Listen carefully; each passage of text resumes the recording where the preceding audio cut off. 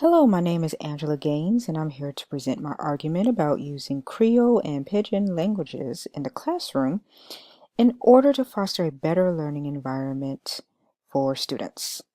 I'll be going through some definitions, explaining why this topic is relevant, and then describing Creoles in the United States. So what is Pidgin and what is Creole? According to Irene Thompson of AboutWorldLanguages.com, Pidgin languages occur when people that speak different languages come together, intermix, and create an improvised second language which allows everyone to communicate with each other. The Pidgin language becomes the first language of the descendants, thus Creole. Nobody speaks Pidgin as their first language. With that said, there really is no one true theory that explains the genesis of Creole languages. Okay, so why is this topic important? Well, while listening to Malcolm Gladwell's Revisionist History podcast, there was one particular episode that stuck out. It was Miss Buchanan's period of adjustment, and it was about the fallout that happened after the Brown versus Board of Education decision. After the decision was made, many of the black teachers were fired, which was a problem then and is a problem now. The conscious and unconscious biases of the Caucasian teachers became a problem and are still issues for students of color. These biases drastically affect students' ability to learn, resulting in higher numbers of suspensions and low expectations. While going through the podcast, it was noted that students learn better when they have a teacher that looks like them, that comes from the same background or culture. And that culture also includes language or the languages a student may speak. Unfortunately, because Standard English is considered the appropriate way to speak, and Pidgins, Creoles, and other dialects are not, you will be hard-pressed to find schools that use Creoles in their lessons. Now, there are Creoles all over the world, mainly because of colonialization.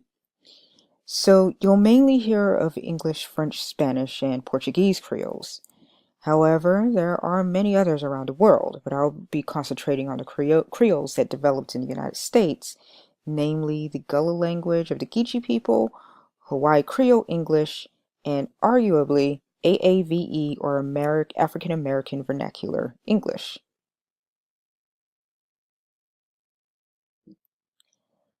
The Gullah language is an English-based Creole that is influenced by West and Central African languages. As you can see in the picture, the Geechee people inhabited the coastline of the southern portion of North Carolina, continuing through the coastlines of South Carolina and Georgia, and it ends at the northern portion of Florida. This language has been passed down for generations, starting with the African slaves that were brought over to work the rice plantations. Gullah is still spoken today, with many high school students speaking it as their first language and English as their second, with none of the teachers knowing anything about the language, which sometimes leads to some students becoming functionally illiterate. There has been talk of training the teachers to have a working knowledge of the language so that they can better understand their students and help them learn. Dr. Virginia Garrity, writer and defender of the Gullah language, has even suggested having classes entirely in the Gullah language in order to make students more comfortable and open to learning. This, of course, would all take extra funding, which has been difficult in other situations, which we will soon learn. Hawaii Creole English, or HCE, is an English-based Creole that has influences of 9 other languages.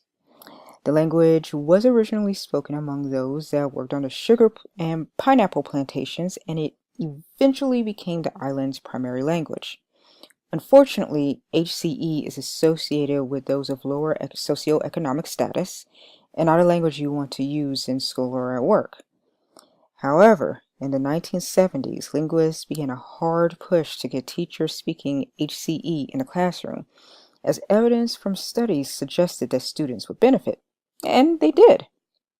But later, in 1987, A couple of school board members went to visit a school in a rural area and were appalled when they heard teachers speaking to students using HCE. They immediately began a campaign to force teachers to use standard English with their students. Fortunately, linguists, teachers, and community members all attended the school board meetings in order to defend the use of HCE in classrooms. The school board then opted to revise the policy, asking the teachers model standard English for their students but not cut out HCE entirely. There was only one problem: funding.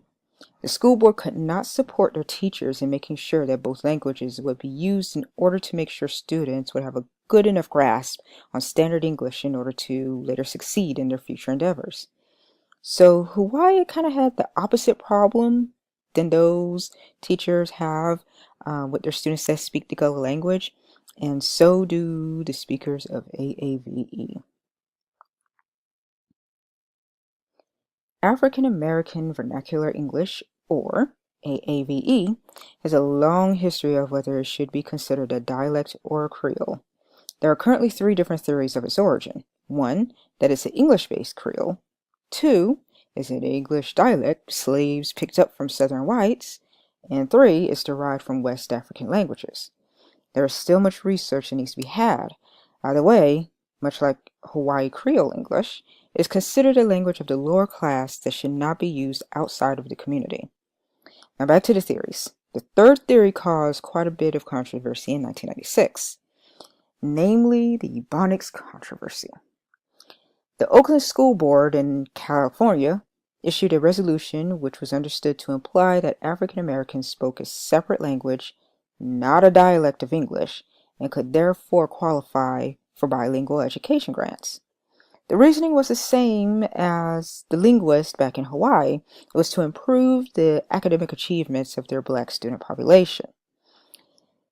If you want an idea of how the country reacted to this resolution, Google Ebonics controversy and click on images.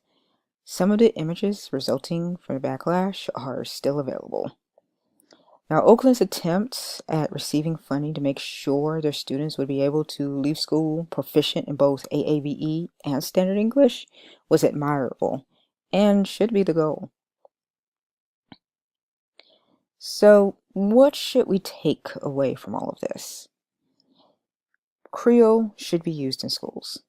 Integrating a student's culture into their education, including their language, helps them learn. It helps bridge the gaps between students and teachers and fosters a healthy learning environment. Now, this isn't to say that students should not be proficient in Standard English. Realistically, students need Standard English in order to be successful in the United States. They just should not have to give up a part of their culture in order to do so. And lastly, here are a list of the references I used for my paper as well as for this presentation, including Mr. Gladwell's podcast that I spoke about earlier. So if you wanted to take a look at it when you get a chance, you can do so. It's a pretty interesting presentation, a pretty interesting episode. Thank you.